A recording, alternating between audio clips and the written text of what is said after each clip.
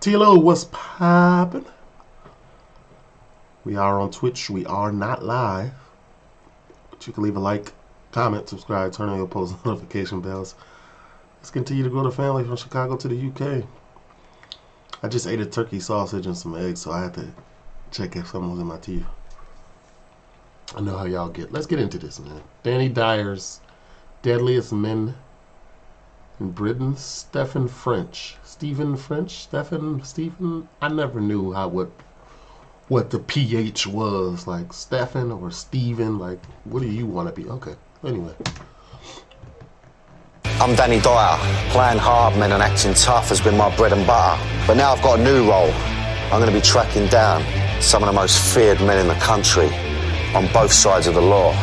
I'm going to find out what makes them tick, how they got their fearsome reputations, and why they're considered some of... I don't know if my butt was just out. It's tough. I'm hoping it wasn't. Because I'm probably not going to edit it out. I'm not even going to lie to you. Britain's deadliest men.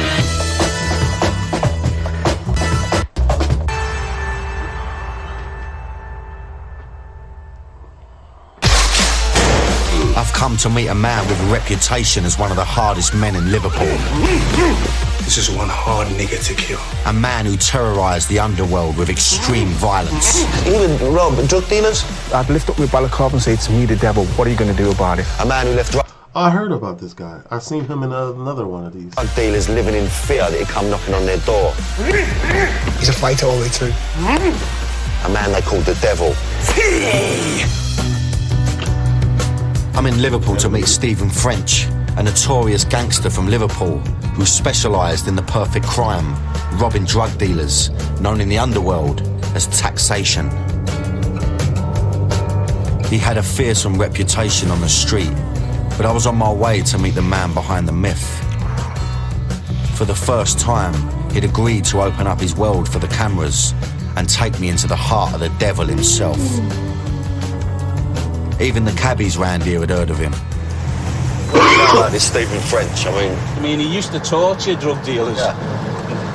And a lot of the drug dealers knew him as the devil.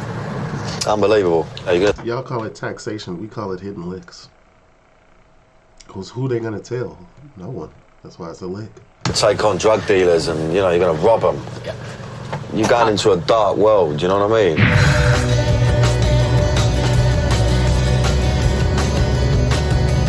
He's a reformed character now, isn't he? I just hope he's a fan of Cockneys, you know what I mean? Stephen had told me to take the ferry across the River Mersey and meet him at the pier.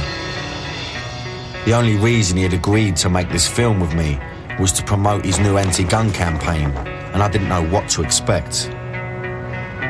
Even though he's now reformed, in his heyday, he was one of the most dangerous men alive, and I was starting to feel nervous. Shit. Watch yourself.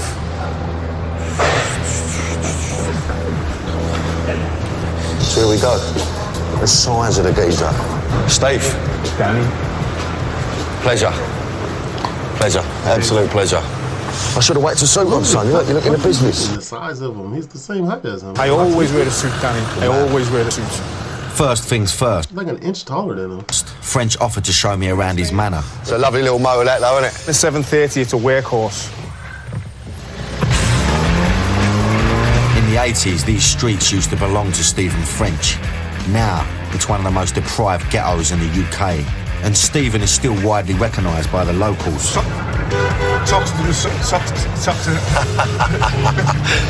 Lunatics. Some sort of mad megaphone in his motor shouting out. I don't even know them when they know me. That'd be me.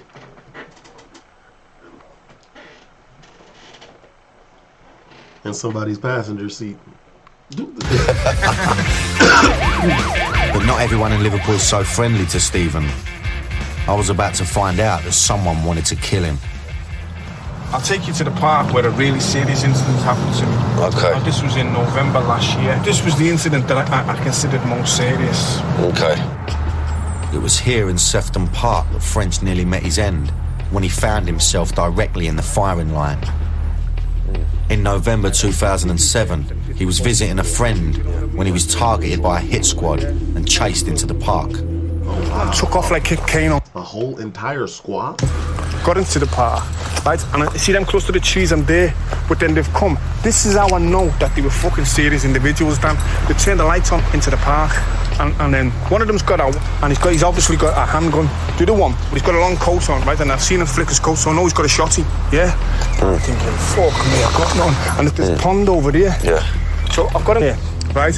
And then they've gone, on the fucking floor now, on the floor now. I said, I'm getting on the floor for nobody. My name's Stephen French. I phoned you, I'm not armed, and I'm not getting on the floor. On the floor. I said, I'm not getting down. I'm not getting on the fucking floor. Come and say it to me, I'm not getting on the floor. I said, not gonna lie, one time I was in Rosemont. There's a place called Rosemont out here. And the police came. Something happened and the police came. And I didn't even do anything, I think. They were like, on the floor, on the floor. And I was like, you know what? My hands are up. I'm up against the wall. I don't think I'm going to be getting on the floor.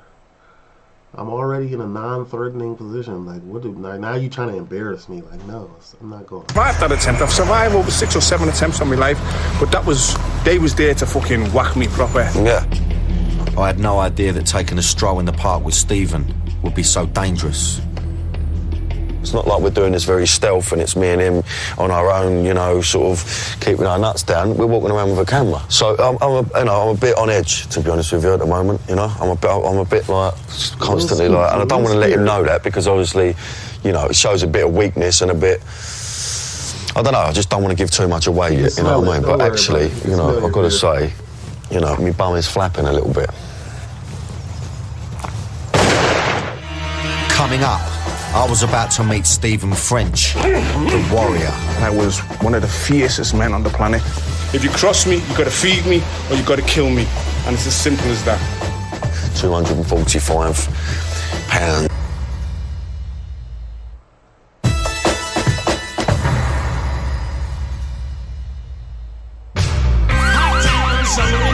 I'm not even gonna lie, I like the production value of this all. It's ahead of its time. I'm in Liverpool meeting Stephen French, one of the most notorious gangsters to have ever come from the city. I'd already spent a day running around with the devil and found out that he had survived a recent attempt on his life. On the fucking floor now! And more worrying for me, his attempted killers were still at large. You know, my bum is flapping a little bit. No, I get it a little bit. Liverpool is the I get it now. They weren't caught, and you still walking around that same park. I understand. 2008 city of culture, but it also has a dark underbelly. Gun crime. Merseyside's elite crime fighting unit, the Matrix, has seized hundreds of weapons, from replicas to military-issue automatics. I needed to understand why Stephen was a target and how he got to be so feared and unpopular. When I was a taxman and I was taxing people, yeah, it was a destitute time out there, right? And I was of the Malcolm X's school, by any means necessary. I wanted to build this reputation. I wanted to be known as a bad man. He'd steal off the kind of people who couldn't go to the police. Like, excuse me, I've just had 5 kilos of cocaine stolen off me and £320,000 of illegitimate money. You know, that shouldn't have in my wardrobe or under the bed. And good. Yeah, that's the whole thing. It's a catchless crime. Is that what I'm trying to say? Like, what are you gonna do? Like, there's nothing that somebody can do. You're gonna go tell them yourself. Good on him. Them people need to be fucking robbed. Even though robbing criminals made Stephen enemies, he didn't care. Yeah, sometimes I'd have somebody in a situation where I was liberating them from their funds, yeah, and they wouldn't even know it was me. I was liberating them from their funds. I'd lift up my balaclava and say, it's me, the devil, what are you going to do about it? And this was how the reputation began to grow and grow, because I actually believed that nobody could touch me and that I was one of the fiercest men on the planet. Stephen French is a survivor, and his instinct was honed growing up in Toxteth in the 70s. These would deprive... I always tell you, believe in yourself. See? He believed that he was the fiercest man in the world, and hey, look. Got the streets where only the tough survived. To make things worse, Liverpool was one of the most racist cities in Europe. The skinheads in Liverpool carried bike chains. I've been whipped and have the mark on the back of my internet to show it. The Boundary pub was literally... I didn't know that. What's going on, my Scouts people? I didn't know that. That's tough. With that, it separated the black ghetto from white Liverpool. Crossing the boundary involved hand-to-hand combat with skinhead gangs just to go down to the city centre. At that time, we had a brutal police force. Yeah, it was racist to its core. The first time I was assaulted off a cop, I was 11, whacked in the face with a torch. This kind of police brutality was a recipe for only one thing: revenge. Oh, you was trying to be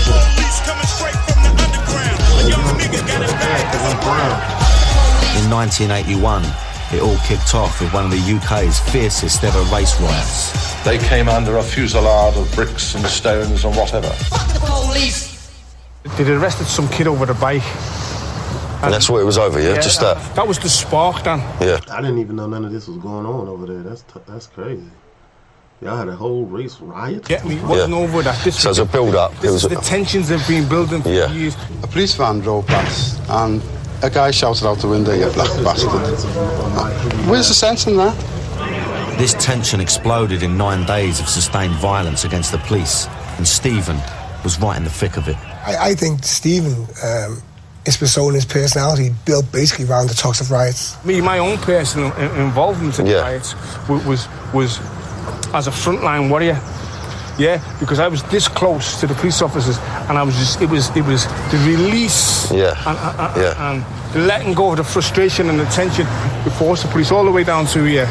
They'd never experienced that kind of ferocity because everything was on fire. I can remember picking up a bin lid. Bro, that looks insane. Like, to be a part of something like that and be on the front line, you could really be like, I was stepping for my rights back in the day. I was out here stepping like nobody else is. Picking up a stick and starting to move forward, but rhythmically banging the floor.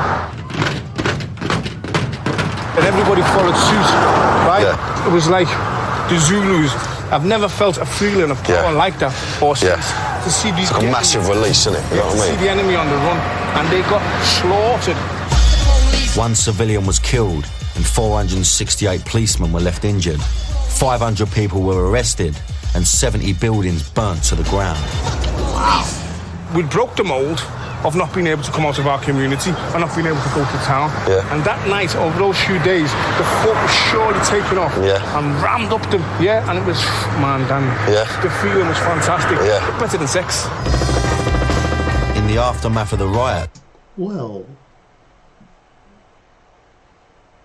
arguably. As the city nursed its wounds, Stephen was reborn. I can remember raising my head to the sky and letting out a primeval roar of victory. French wanted to show me where the front line of the riots were on Upper Parliament. All of these tax people, man, the guys that call themselves taxpayers or whatever, they're characters. Like, he seemed normal in another one, like another documentary that I was watching on somebody else, like he made a little cameo, but he's not that normal. Like, he just said he'd let go of a primal roar. Like, what? Street. But he was feeling uneasy about all the attention we were getting. Camera draws attention. Yeah. Don't want to get, these are professionals, don't want to get you drawn into my shit. So we'll be quick, in and out. Yeah. Okay. Good boy. All right. Good man. Okay. After only a few minutes, French pulls the plug. He feels that he's putting himself and me in unnecessary danger. Later on, I found out that he had every reason to be on guard. Someone had tried to kill Stephen in broad daylight only 4 weeks ago. We hopped back in the motor so he could show me where it happened. Sir, I don't want to see. Don't take me back to the crime. This is where I was shot at 4 weeks ago. You shot up here? Yeah, it's just... Yeah. And there's 4 or 5 of them standing in, but they see me coming. And so he advocates for gun violence or gun reform because something happened to his son, right? That's what I remember. Something happened to his son that involved firearms. Got it into the mind that I'm coming back for the man. Right. Oh, okay. I've seen one day, but he's seeing me and he's kind of running over that way, running away from me. But as he's running, he's popping shots. Now this is his 730. He's in the space there. Yeah. This is his 730 BMW. It's a massive car. Yeah. So earnest was his effort that not even a bullet touched the car. There were 5 shots fired in total. One of them ended up in a house across the street. The family who live here refused to go on camera. It was clear to me that this is a community in the grip of fear. That's what I'm saying. Y'all ain't got no aim. The shooting was in the middle of the day, but like many crimes in Liverpool, there are no witnesses. There are people who've still got a grudge against Stephen, and because they don't like him speaking out against the gangs which are coming up who are armed with guns. They don't like his anti-gun stance. You obviously can't fight fire with fire like that, but how do you confront that? I mean, how do you deal with that? My hands are tied in terms of I can't. It makes sense that he's anti-gun because he used to do everything like strong arm, right? Most of it, strong arm. Now the playing field is even. So now I'm anti-gun. Right? Because look, I hope I bump into one of them in the supermarket and I'll spank them like I'm the daddy. You understand, right? Yeah. I'll give them a hell of a kicking, right? Yeah. But I don't want to shoot anybody. I don't want to kill anybody. They're jokers. They can't even hit a barn door. Yeah. I was feeling very uneasy. Stephen clearly had lots of enemies, but I was shocked that someone had tried to take him out so recently. That freaked me out. I knew it was going to be a bit ropey filming in Liverpool, Cockney running about with a camera. But when we was with him, I thought we're safe. But actually, there was still a lot to learn about the geezer. Even worse off. The next day, I was invited down to the gym to find out how Stephen had become such a potent force in the underworld. The mighty Bruce Lee.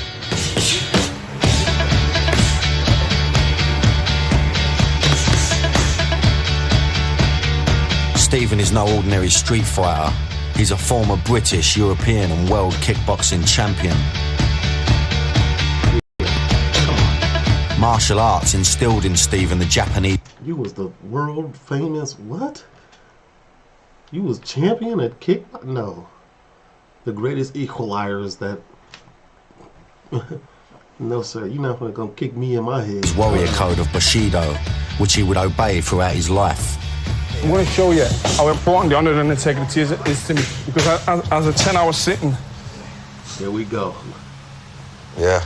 10 hours, pure pain. Yeah, got it, Got it, yeah. That's who I am. That's what I'm about. And I'm willing on my back. That's with me for my life. This dragon is honour. This dragon on this side is integrity. And within side, in the middle, is the beast. I'm the beast within. If you cross the twin dragons of honour and integrity, the beast within is released. Yeah. And once the beast is released, the only way you can put him back in his cage is to sate him, which is to feed him, or to slay him, which is to kill him. And that's the way I live my life. If you cross me, you got to feed me, or you got to kill me. And it's as simple as that. Mad way to live your life, you know what I mean? No, it's a code, man. It's a discipline and it's something that you live by. It's a code. And if you die by that code, or you live by that code, you can say... I know he's very serious. I've heard all about him. So, I'm just laughing at how... Y'all know why I'm laughing. It's funny. That you've remained true to something in your life. The person responsible for teaching Stephen this code was to become the most influential figure in his life. Sensei Ronnie Colwell, legendary founding father of British karate. He's my sensei, my mentor, my guide, and my white father. All these people who are angry and frustrated, no opportunities, no education, no motivation, fighting against the system. And this one man could walk in the room, they'd all just stand there in attention. He might not look hard, but if he wanted to, Sensei Colwell could probably kill you with his bare hands.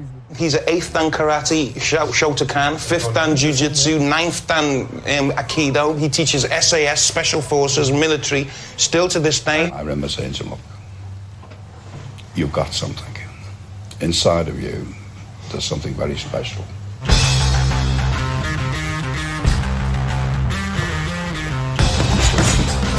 That'd be them old men walking around real smooth that'll take you out with one flick of their cane. Ronnie showed me how to be a man.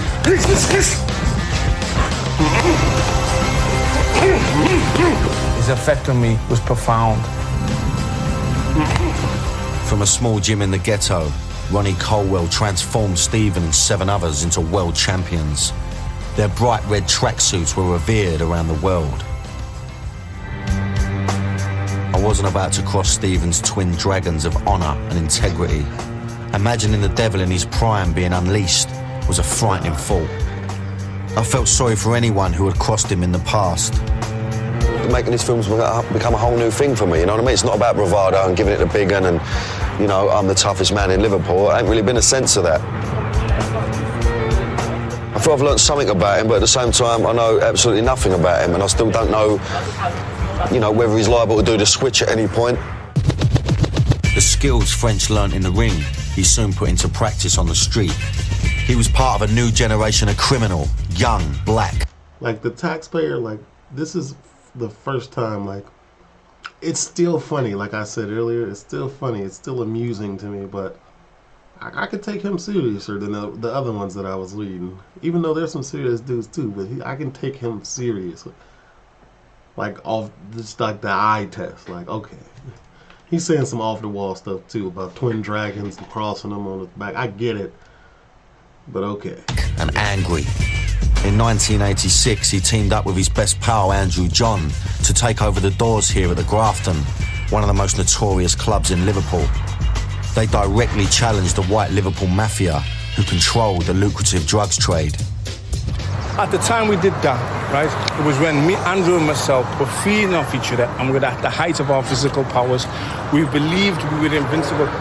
If French had a hard it's just the way he words stuff and says stuff, and like, we were at the height of our physical powers. What? reputation, Andrew John. How about just we were youthful?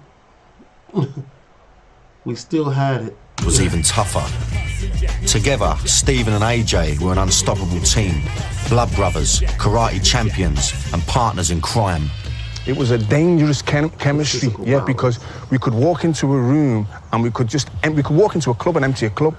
All the time. Andrew John's brothers remember some of his battles, which are the stuff of urban legend.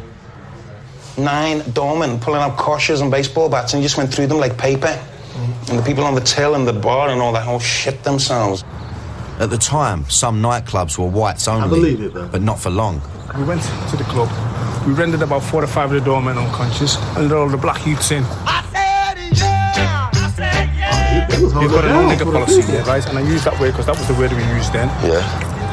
Cuffed them, went inside, ordered champagne, drank the champagne, let the black lads in and told them that they couldn't do that. Your black pals were at the bar drinking champagne. How does that make you feel?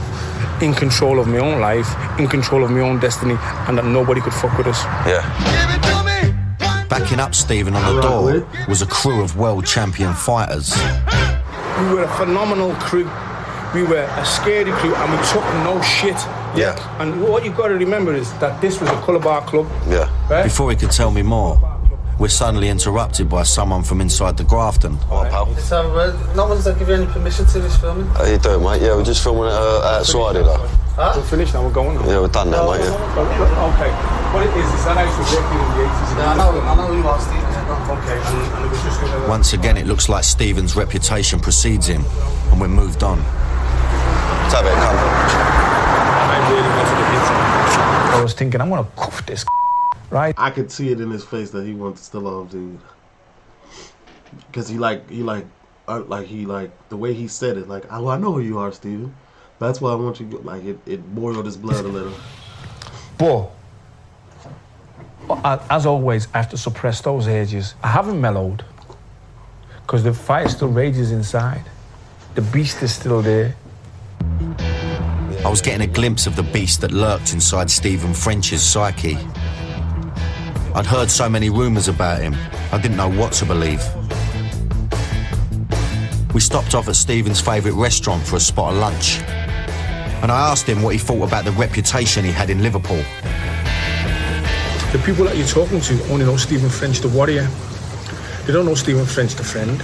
They don't know him, the brother. They don't know him, the son, and they don't know him as the father. Right? Because they're other facets. They just know me with my war face on. And the reason why I'm such a formidable foe, death doesn't hold any fear for me. Coming up, I get up close and personal with the devil. I'll put it on you now, Dan. You're gone. Yeah. That's freaked me out a little bit. That's done me. I feel a bit sick. As Stephen would, you know, give them some sharp. This is gonna be the best part. I know it. When they get to doing examples on people, like this is what we've been waiting on. I'm not gonna hold you. Stephen French broke the shackles of his white oppressor in the 1981 race riots and became a man. No, I salute Stephen though. Like, he's done a lot for the culture. Like he just done a lot. Remember raising my head to the sky and letting out a primeval roar of victory. He trained himself into a world kickboxing champion. Now he turned his attention to his full-time occupation, taxing drug dealers.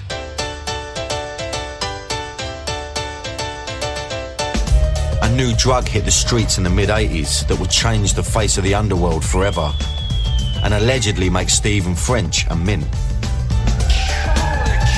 I could phone someone now and order a kilo of crack for 30 grand. I wouldn't have to touch it. I'd give it to 10 people to sell for me. I'd make £15,000 and then pay back.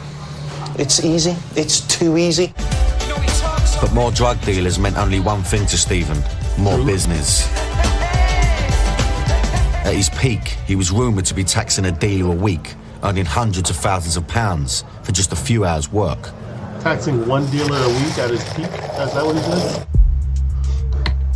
Stephen had agreed to give me a unique insight into his past as an underworld tax man. Now I was on my way to meet him in a secret location in the suburbs.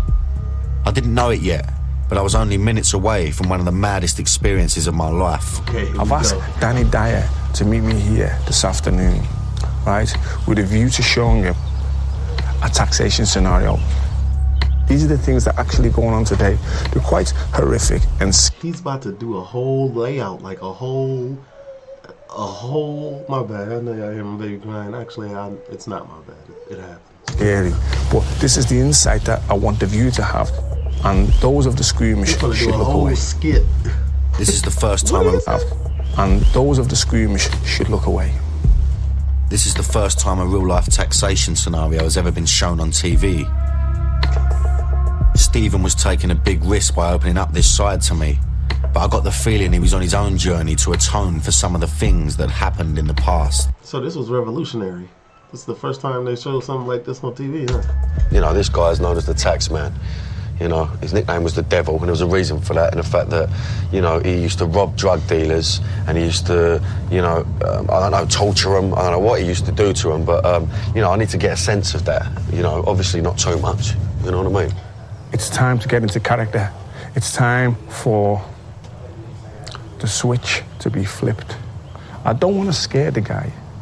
I don't want to glamorize the taxation, but I want to show the nitty-gritty, nuts and bolts of what actually used to take place. Here we go. Bit of taxation. All right, let's have it.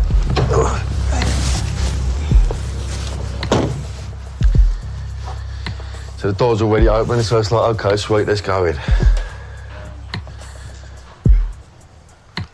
Close the door, Danny. It's a great edit. Yeah, even if you want to start struggling, right? If I put it on you now, Dan, you're gone. Yeah. I'm only holding you, yeah. Nah, he's not capping. He has the upper hand. No matter what dude had on him, he got the upper hand. Yeah. Right? Oh, it would be. Yeah. Yeah, straight lifted. You're going to be awake for about 3 seconds. You lift it, you put down in a chair. Right? And then the individual, the people that had him, would secure him in the chair. Yeah. Yeah? Hands and feet to secure him in the chair. Yeah? Keep him quiet. But they leave his eyes open. I've had some geezers, and they started to mouth off. Blah, blah, blah, blah. Who do you think you are? Blah, blah, blah, blah. And I just jammed their eye. You get me? Just jammed their eye. And just, you know, give them some sharp pain. Right? Yeah. And say, get me, just... If I was Danny, I would have served. You get your leg. Look at this. It's peace. It's eye level with Danny. I am shook. Jam their eye and just, you know, give them some sharp pain, right? Yeah. And say to them, well, you know, shut up, because next time your eye will come out. Next time I'll pop your eye out. If you want to come out to the sunscape, behave yourself, be respectful. The individual that now had you would be dressed in head to toe in black. They'd have a black balaclava and black gloves on, right? And you wouldn't be able to see who they were. They'd have a really large kitchen knife. Okay. Yeah? And the first thing to do is walk over to you and they'd show you the knife and put the knife down. Yeah? And then the rhetoric possibly would go something like this. I fucking hate drug dealers. I fucking hate people that sell drugs to children and ruin communities. But I fucking love money. I'm here to relieve you of your cash. If you don't give me your cash, really horrible, nasty things are going to happen to you. But it's all that simple. A matter for you. I don't want to have to harm you.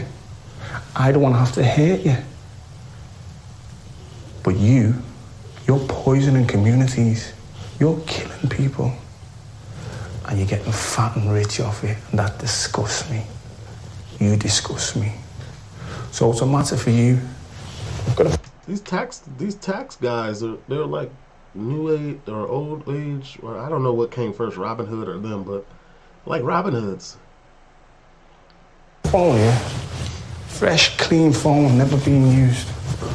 You're gonna call your stash minder, whether it's your fucking granny, your ma, your bird, your best pal, and you're gonna make it good. And you're gonna tell them in about an hour someone's coming to pick up the money. And you're gonna have to act like you've never fucking acted before. And if you use any codes, like I know you're referred to as Danny, if you say something like it's Daniel on the phone, I know you're using a code. Don't fucking try any of that shit, because I've been here before. I'm a professional. This is what I do. And this is how the individual will be made to feel. You'll be overwhelmed psychologically. And if you don't do that, this is what's going to happen to you. Stephen's told us not to broadcast what he's whispering in my ear. It's too upsetting. But I can tell you, it's not something I'll forget. Something along those lines, Dan. Yeah? Well, I'd pull up the dough immediately. I'd pull up the dough, man. I'd just think... To my shame, and to my embarrassment, it's stripping them of the dignity. I've had a 17-stone fucking bodybuilder come in and shit his kecks. You get me? Proper mess his trousers. Piss himself because they don't know what's going to happen. And this is why taxation is such a nasty, evil activity. I regret it 100%. And one of the reasons why I'm speaking about it now, I'm being quite graphic about it, is to bring it to the wider public of what it's all about it now. I'm being quite graphic about it, is to... Look at the level of uncomfort in Dyer's stance and eyes. Bring it to the wider public of what it's all about. Yeah, I've just got a sense of what that could be like, and I just think you know, if it's done correctly, nobody gets hurt physically. But I actually believe, in retrospect, the emotional and mental damage that it can cause to an individual leaves me ashamed.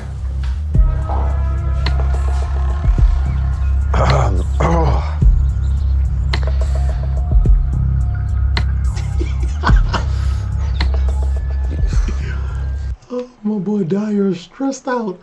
He's direly stressed out. I mean, it's hard to feel sorry for a smack dealer, do you know what I mean? But you would think, you know, that is the worst case scenario. I don't see how you come back from that. I can't really understand how anyone wouldn't pull up the dough or wouldn't do as they're told, you know what I mean?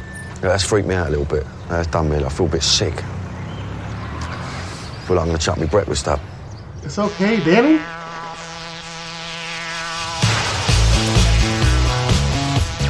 I needed to take a breather and get some fresh air. Luckily, before too long, I was back to my old self. All right, girls? Hiya. You all right, love? A couple of salts. Right up my street. Old lady. French no longer taxes anyone, but he still trades off his hard man reputation to make money. But this time legitimately as a self-styled problem solver extraordinaire and commercial debt recoverer. He invited me to follow him on a debt. Radisson, there's a guy there waiting to see me.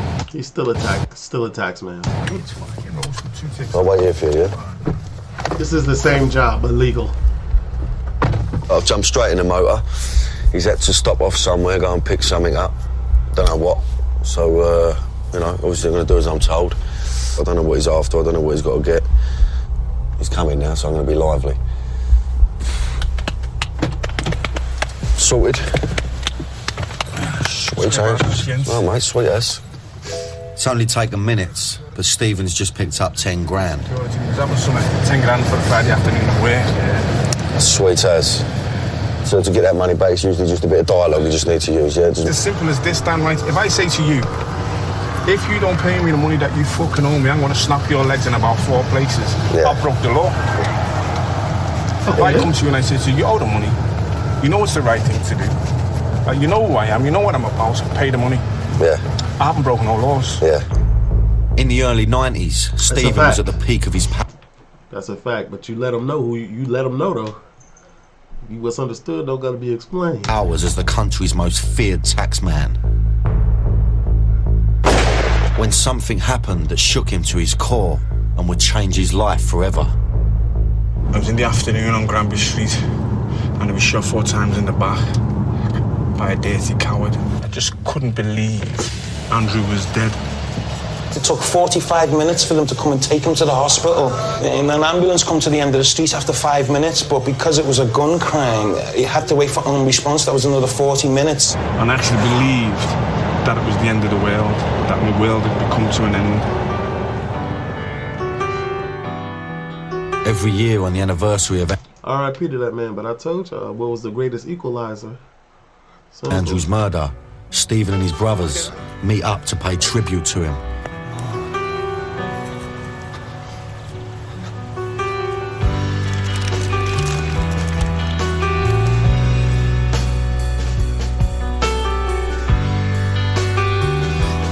Oh, but by the way, they're trying to get me to link up with you a little bit sooner than I'm ready. Just took a few shots at me this year, kid. But I'm still here. A lot of bullshit going on. Not that I can't handle. A lot of people that don't like me say it should have been me, and it shouldn't have been him. And it transpires that the guy that killed Andrew had more reason to want to kill me.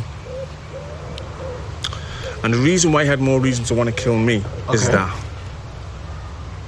he believed I was responsible for doing something terrible to him. So are you saying that he got Andrew because he couldn't get to you?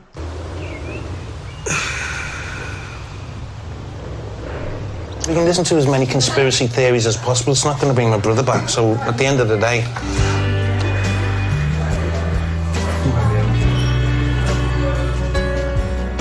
Andrew's murder was the catalyst for Stephen to start reassessing his life. And I believe that I was protected and I was saved for a reason. I've been there, I've seen it, I've done it. Listen to me.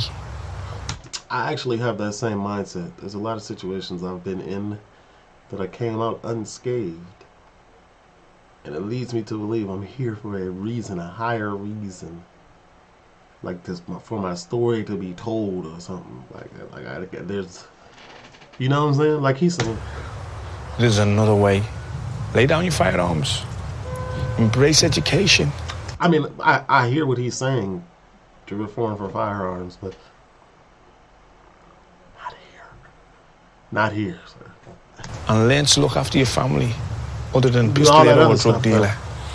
If I save one young man, black, white, Chinese or indifferent, from ending up in a premature grave due to gun violence and crime, it will all have been worthwhile.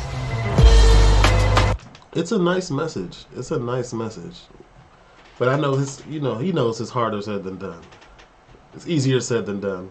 Because he was in that life. He knows.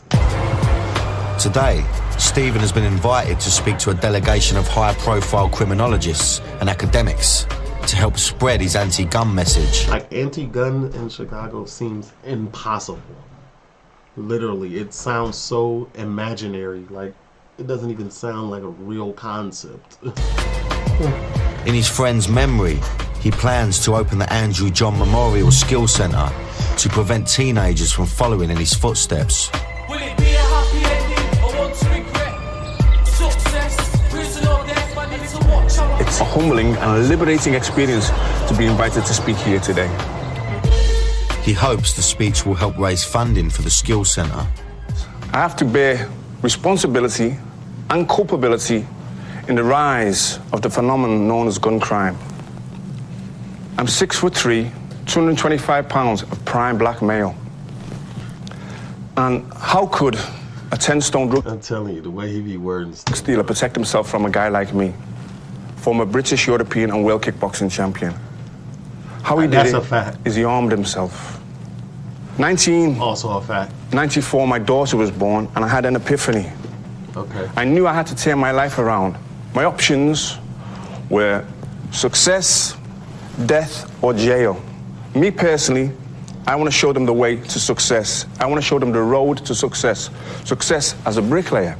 Success as a plumber. Success as a carpenter. All areas of success that don't lead to jail or death and don't lead to a life of drugs or pistolero. This is done to shock and horrify, yeah? This is a t-shirt that several young men had made that have made an attempt on my life because I'm standing up to be counted and giving an anti-gun message. R.I.P. Stephen French. Such is my determination, I've changed R.I.P. to really increase the peace. Thank you very much for their time and effort. That's what a lot of people don't understand, man. You could be successful in your own lane. Like, success isn't necessarily measured by how much money you have. Just, are you happy doing what you're doing? That was nerve-wracking. Even the fact that he's trying to change is an achievement, because when you've been knees deep in high-level organised crime for 20 years, it's really difficult to turn your back on it. With a young family and extra responsibility, Stephen was determined to turn over a new leaf. But going straight was going to be the hardest thing Stephen French has ever done. Coming up, Stephen up with his enemies.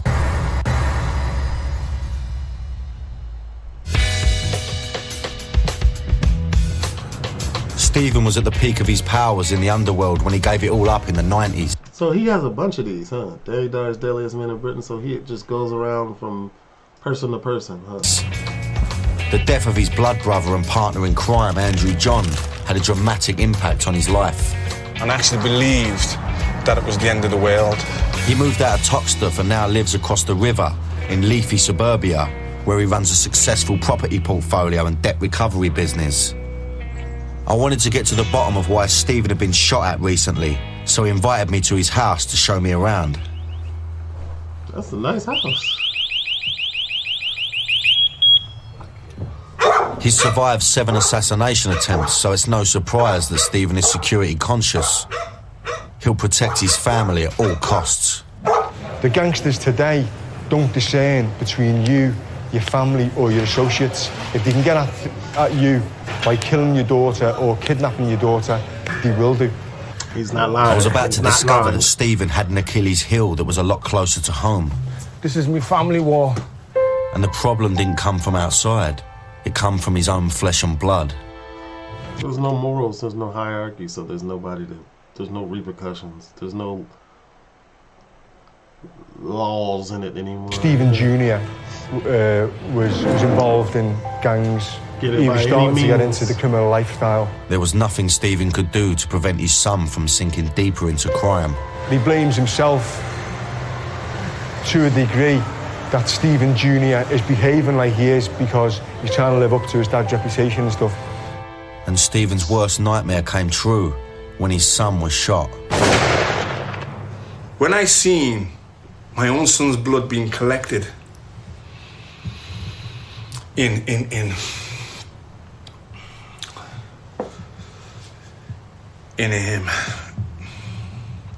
a container. That's rough.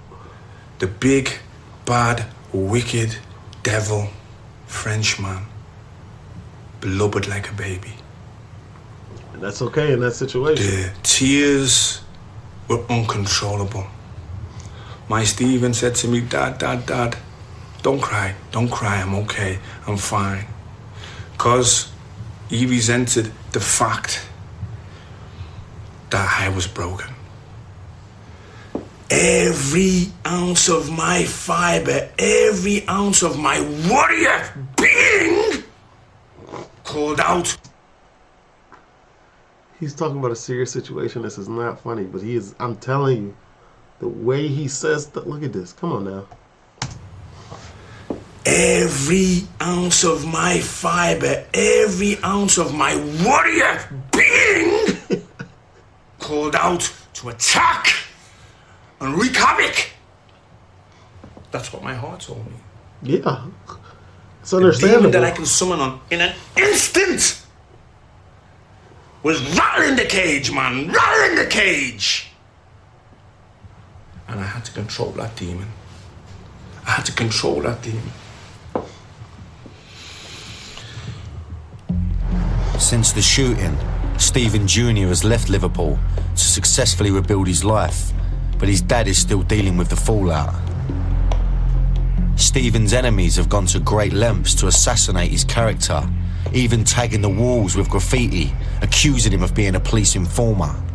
Being called the grass is like someone calling you a paedophile. And then once that label's put on you, you're fair game to be shot. This home footage shows just what he thinks of the person responsible. A little skulking little bitch that runs around in the evening painting shit on the wall about a man that he's so jealous of, so envious of. The greenness is oozing out of you. I challenge any journalist in the country to find or dig out the statements where somebody... That was, so you see him when he put that do-rag on his demon time, when he got the suit on, he cool. ...received a custodial sentence from something that I did because I've never police informed on anybody. The bitterness against Stephen and his family runs deep with the new generation in Toxteth. I wanted to track down who these kids were that now control the streets and find out for myself what they think of Stephen. A gang of them agreed to speak, provided their identities were hidden. I heard he come here the week right here where we're standing now. And he got shot at him now, so you tell me if he come through here again, I don't know. What would happen? He might have been feared back in the day, but obviously it's 2008. And things have changed and he's not feared no more. Stephen French is a grass. He's a pussy. These kids were hiding behind their masks, but Stephen still has to take their threat seriously. Facts. They're hiding behind a mask. Stephen outright, though. But I get where they're coming from, though. I feel it. I kind of, like, I was wondering, like, hey, is he dry snitching a little bit? Or? I sleep on the couch, and my wife and daughter sleep upstairs. But he's not really, though. Because my address is no secret. And if people choose to come to my house, choose to break into my house and then attempt to murder me, they'll find me downstairs. But the people that come for me, they're not gonna come with Ludo and Tiddlywinks, yeah? 38, 45 pun-popping shotguns is what's gonna be the recipe for me. In the face of that, I stay here. In the face of that, as a black Englishman, I'm entitled to defend my castle. And this is a phrase I use for only trusted family and friends. This is one hard nigger to kill. This is one hard nigger to kill. Even though Stephen forgives those people who want to kill him, he still has to control his natural instinct to fight back. So I mean, how would you defend your home against what they coming with? How hard has it been to sort of turn your back on that world, you know? And well, the transition has been very, very difficult. At times, the desire to say, fuck this, let's do it again then, right? Because some of the people like that are coming at me now, right? They're like Jack Russells snapping at the heels of a Rottweiler. Do you get me? That if I wanted to, I could shake them. Yeah. If I wanted to, I could turn their lives upside down. If I wanted to, I could make them have nightmares about me. I could make them see me in a dream because the fire, the will to crush your enemies is still there. But I'm a different person. I have to lead by example. I don't want to be murdered. I don't want to die a violent death. But if that's my lot, so be it. You understand? Because someone has to take a stand, someone has to stand up, and we have to start somewhere to start to readjust the balance of what's going on. Stephen French helped break the stranglehold of racism in the 80s with his bare fists and should be a hero in the community. Instead, because of his anti-gun campaign, He's hated by a new generation of gangsters.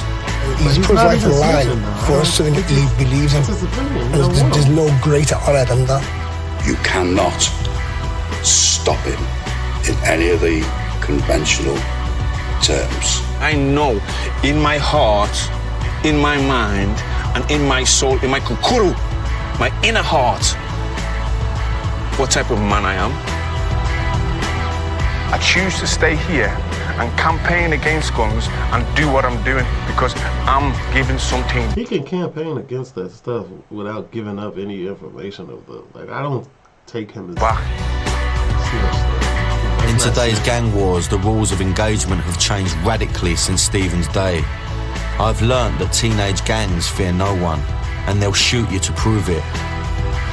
Stephen is nearly 50 years old, but he's lost none of his will to fight. He's going to the ultimate lengths to battle gun crime by putting his own life on the line. I'm just glad I met Stephen now, and not in his day, when he was one of Britain's deadliest men. The outro is fire. TLL, leave a like, comment, subscribe, turn on your post notifications. If you have time, the link to my Instagram is down in the description. Just give me a little follow, man. I appreciate it. I'm gone.